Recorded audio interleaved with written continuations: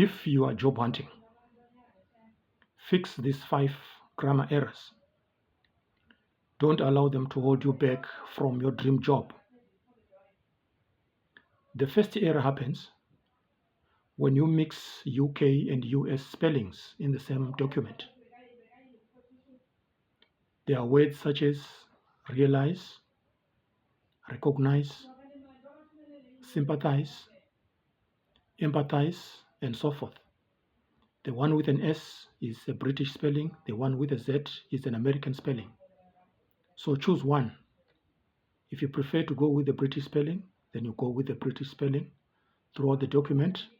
If you choose the American version, then you go with the American version. Don't mix the American and the British spellings in the same document. So choose one and stick with it throughout the entire document. The second error happens because of not understanding the subject-verb agreement. Remember, subjects agree with their verbs in number and person, such that singular subjects correspond with singular verbs. Plural subjects also correspond with plural verbs. For example, if we say, the boy is running, the boy is running, there is a proper subject-verb agreement there. When they are in the plural now, we say the boys are running. So you must watch out for subject-verb agreement. The third mistake might occur due to the wrong use of tenses. Remember, we have 3 basic tenses: the present tense, the past tense, and the future tense.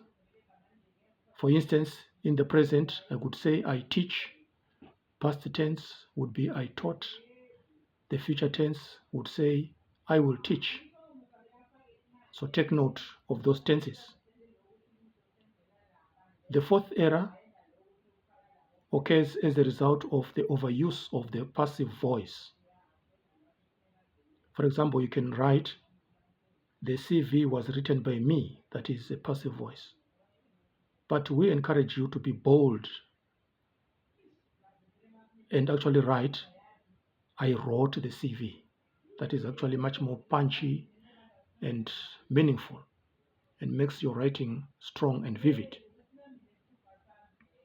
The last error occurs as a result of missing articles.